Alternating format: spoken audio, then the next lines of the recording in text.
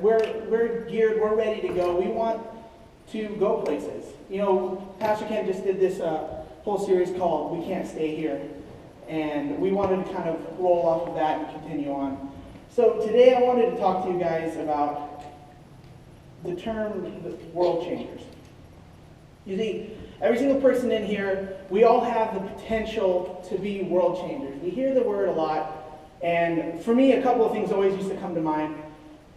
First off, a world changer is somebody who is in an authority, who has a place to make decisions, and things will happen. The other thing, and a little bit more like a jaded point of view about this, is I hear the word world changer, and I'm like, all right, thanks for telling me I'm a world changer. I'm going to go work at Jimmy John's again, and that's going to be awesome. And so I kind of want to just dig into this and talk about what it means to be a world changer. And so first I'm going to talk about a person in my life, somebody who's very important to me. A couple of you have heard this story before. You'll deal. But this person is my Aunt Mahal. So a little bit about me. When I was younger, I was a pretty rough kid. I was actually pretty rough just all the way through. Really rebellious, talked back, lied, broke things. Just not very nice. Not somebody who family members necessarily wanted to have over at their house. And I had this aunt, and every summer she would still have me come to her house. She would demand that I go to her house.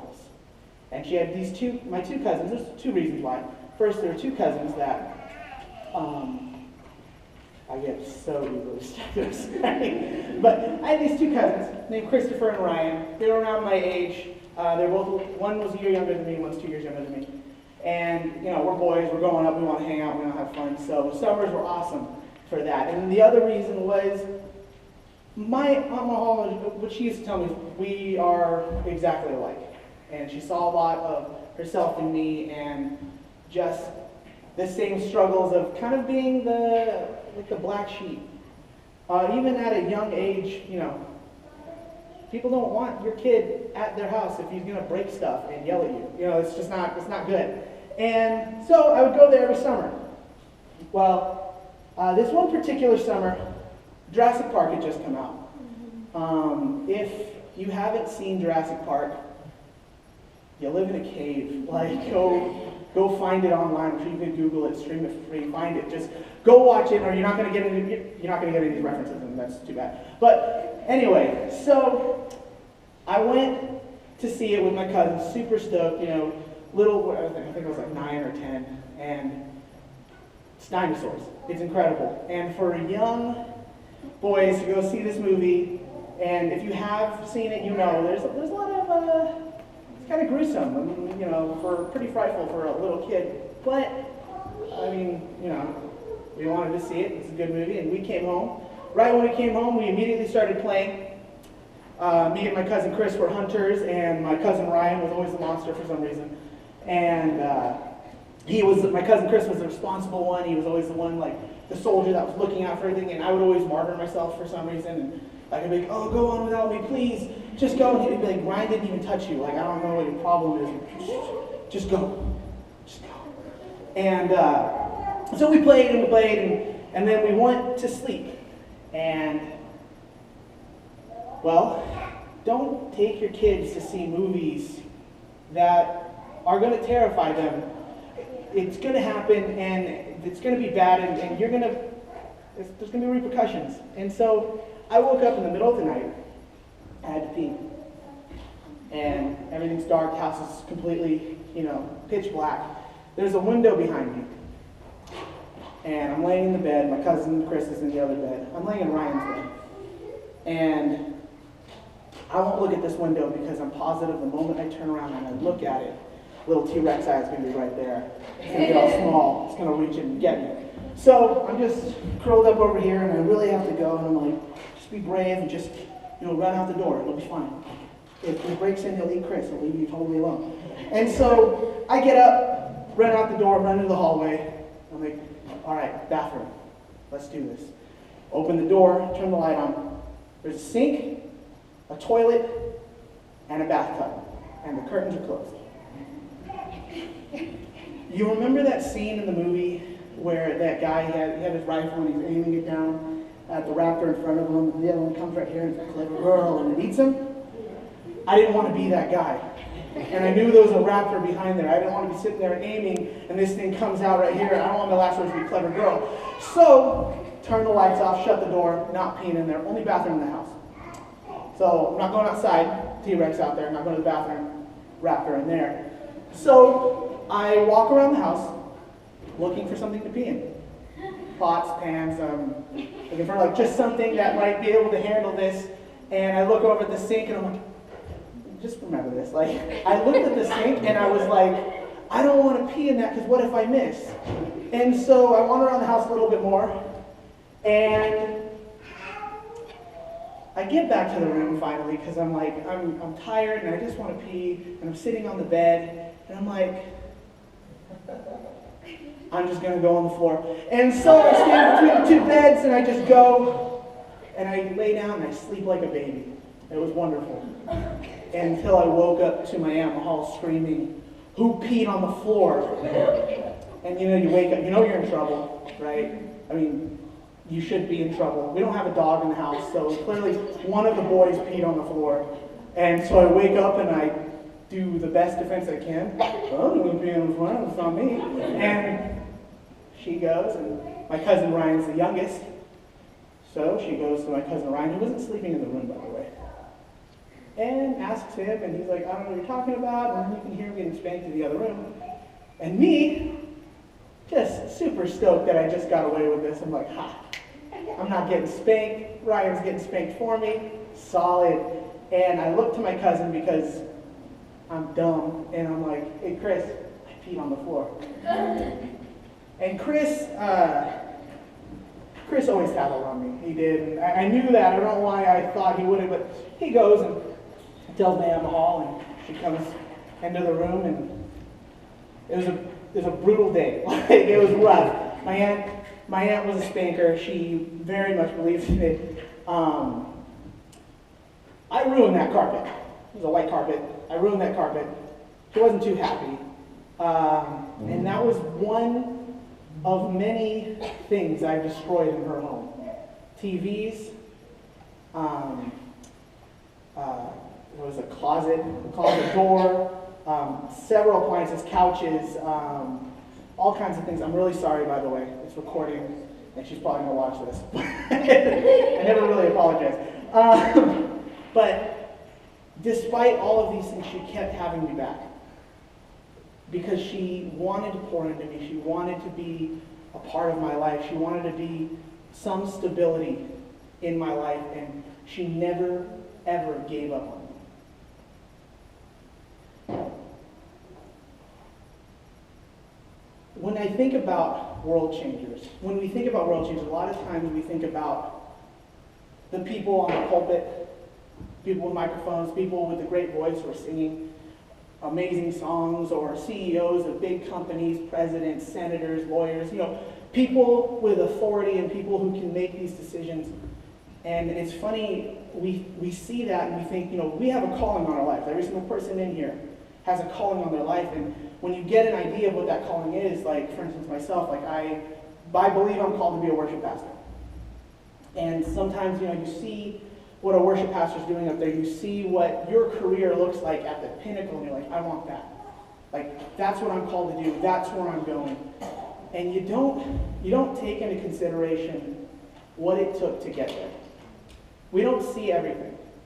In fact, we don't see the journey. We don't see the struggles. We don't see what people go through to get to where they believe they're supposed to be. All successful stories are written by people who have failed over and over and over again. But they kept getting back up. They kept going forward. They kept pushing and chasing that dream because they wrote it on their hearts and they know that this is what they're called to do. Jeremiah 29:11 says that God has a plan and purpose for you, to prosper you, to give you a hope. If we believe truly that the Bible is alive, that it is living, and that it is true, then we need to write this on our heart. We need to get a grasp and understanding that this for sure is our calling. That what we are called to do, what your desires are, what you want to do for a living, that you write it on your heart and you know that this is God's purpose for you. And then you move. You take a step. You go for it. And you don't let anything hold you back, because there are going to be things that are going to come against you. There are going to be things that are going to stand in your way. There are people who are going to say you can't do it, or I don't know if this is for you. You're going to have your own doubts. And if you don't have a word to stand on, if you don't have that notion in your head, you're going to give up. You're going to be like, "Man, maybe this wasn't for me. Maybe I wasn't supposed to do this." And you'll walk away. But I want to say the best, how I've figured this out, how I've known that this is my calling, is I got a word, I felt like this is what I wanted to do. And then I started just walking it. And I just saw as things happened and things changed. See, you don't have to do everything. You don't have to make things happen. You just have to start walking and believing it, and you will watch God just pave a way for you. And it won't be easy. It's not like it's called the narrow road for a reason, you know. But I have found that since I've started moving in this direction, since I took that step, it has been great and crazy all at once, and it has been nonstop. One thing after another, bigger challenges, but bigger rewards, and just really cool. And the only thing I ever had to do was not give up. I say the only thing, like it's like, oh, it's too easy. But, I started serving. And when I say serving, I don't just mean serving in the church, though you should. I really do believe you should. We'll talk a little bit more about that. But, I mean, serving in your jobs, serving other people, serving like Jesus served in every aspect of his life, serving, because every single person who followed God's calling, every single successful person first served someone else's vision. They first fell under somebody else's leadership. And it's backwards, like you hear the word serve, it really is backwards to worldly thinking. It's kind of like our generation in particular, we're very instant gratification, like, I want that, let's go get that, all right, we got it, good, now let's move on to the next thing. And anytime we're met with resistance, a lot of times it's easy to give up, and you have a boss you don't like, or you have a job which, by the way, like, I'm super guilty of like just complaining about my job or whatever, but I still go in and I give everything I have every time. I go hard at the job. I try my best, not because I'm looking particularly for a reward or anything, but Jesus said, if you are faithful in the little, you'll be faithful in the big. If you're not faithful in the little, you will not be faithful in the greater responsibility. He's looking for you to be faithful in the small things. He wants to see you as you first take this step. He wants to see your heart on this. He wants to see, and like I said, you'll make mistakes. There's plenty of times where I was like, I'm called to be a worship pastor, so why am I delivering sandwiches? I'm called to be a worship pastor, Jesus, so I'm changing diapers in the middle of the night, and I don't see the correlation, and you knock the journey a lot. But this is the important part. This is what will decide, your attitude. This will decide if, like, where your heart's going to be through your journey. Are you going to be focused specifically on the mindset, or are you going to be focused on serving Jesus and his purposes?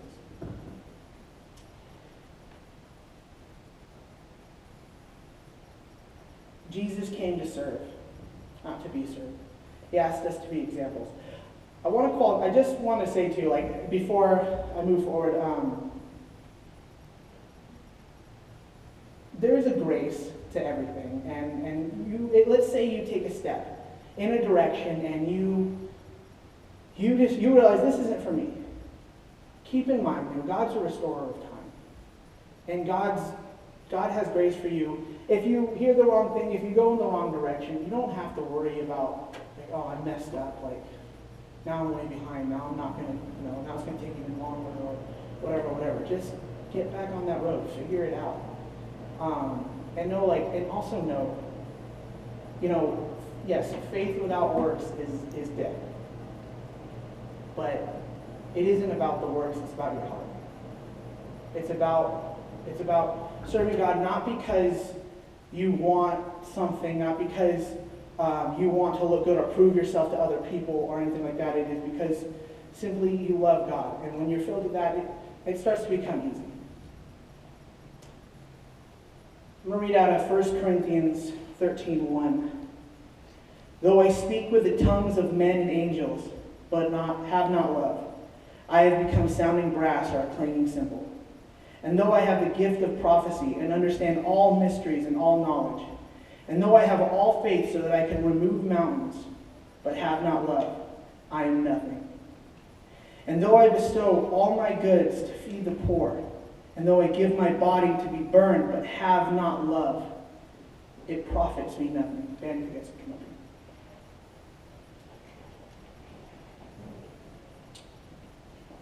here.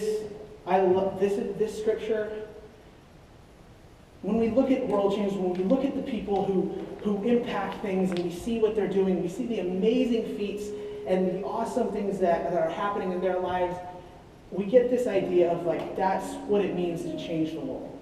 That's what it means to get your calling or to be where you need to be. To change the world, honestly, you have to start by changing lives. Changing lives doesn't start on the pulpit. Changing lives doesn't start behind a great sermon or a beautiful voice. It doesn't start behind an awesome melody. It isn't in a company's board meeting. It isn't in a presidential speech. Changing lives doesn't happen through selfish ambition.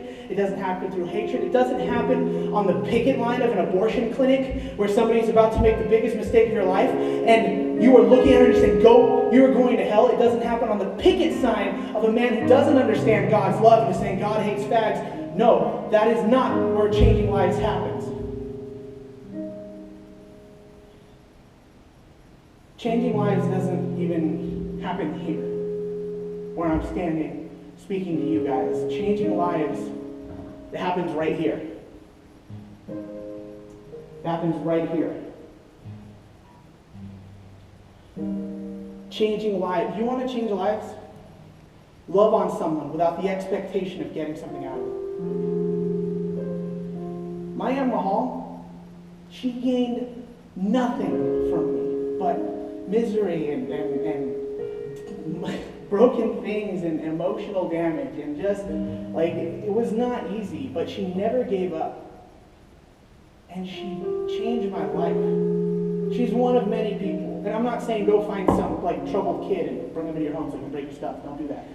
But saying just go love on someone. Go be involved in someone's life. This morning Isaiah had said, if you've been a Christian for a year, go disciple someone.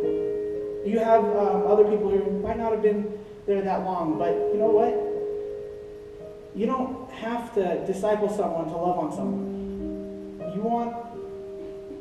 Can you bake? Can you send a text? Can you write a letter? Can you give a hug? Can you shake someone's hand? Have a conversation?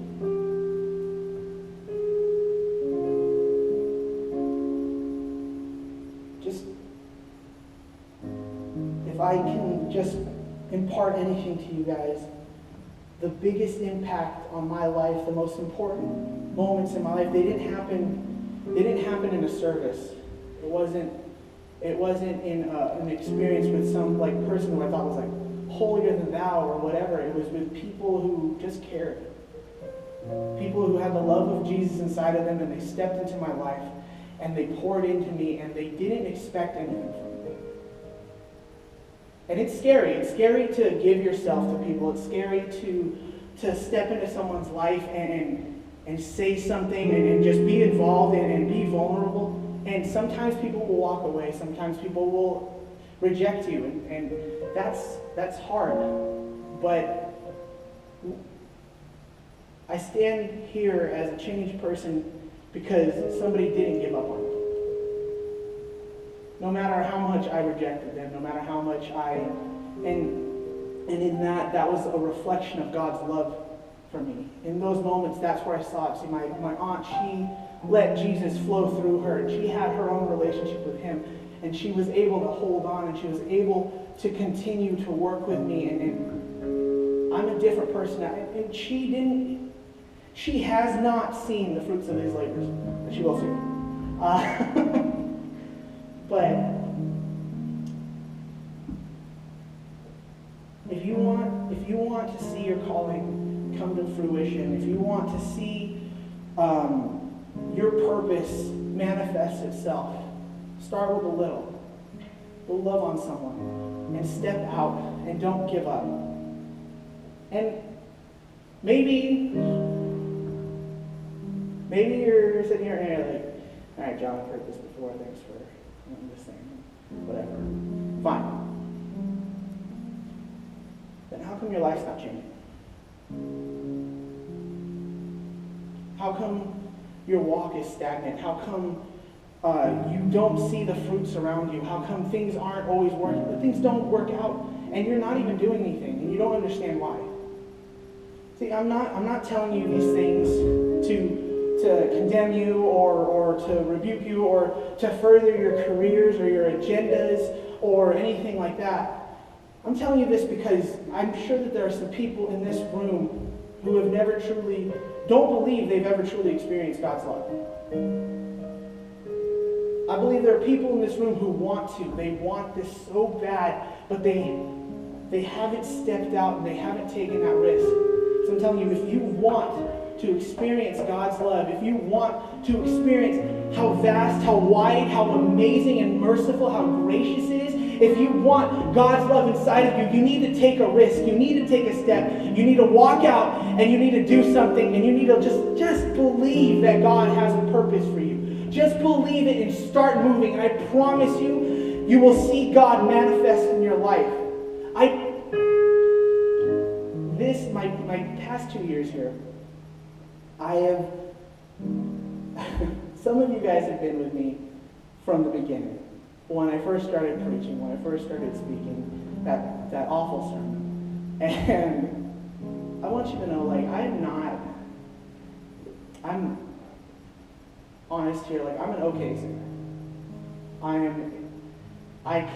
I'm comfortable talking to you guys now because you guys didn't see me a year ago.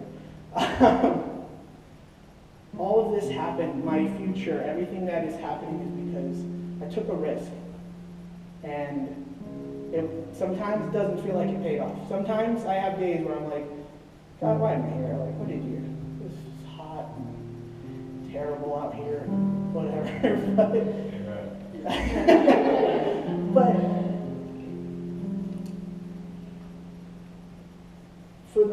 usually when I get in those moments, I look back at everything that's happened. I look at what's happening currently in my life, and I see exactly why I did what I did.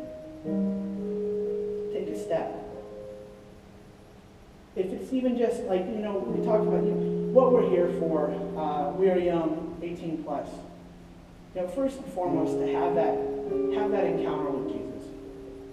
To come here and meet God. And also to connect with others.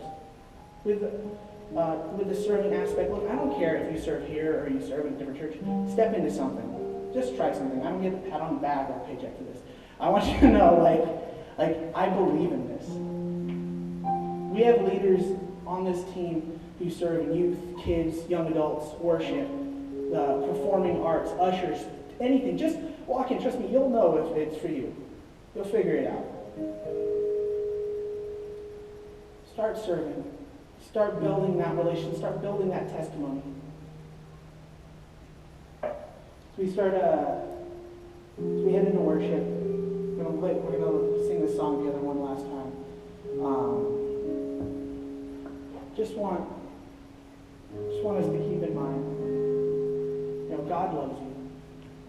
God wants to see you succeed, but He can't do this for you. He will not impede your free will. But if you want God's love, if you want God's purpose in your life, start walking. Start walking it out. And we are here for you.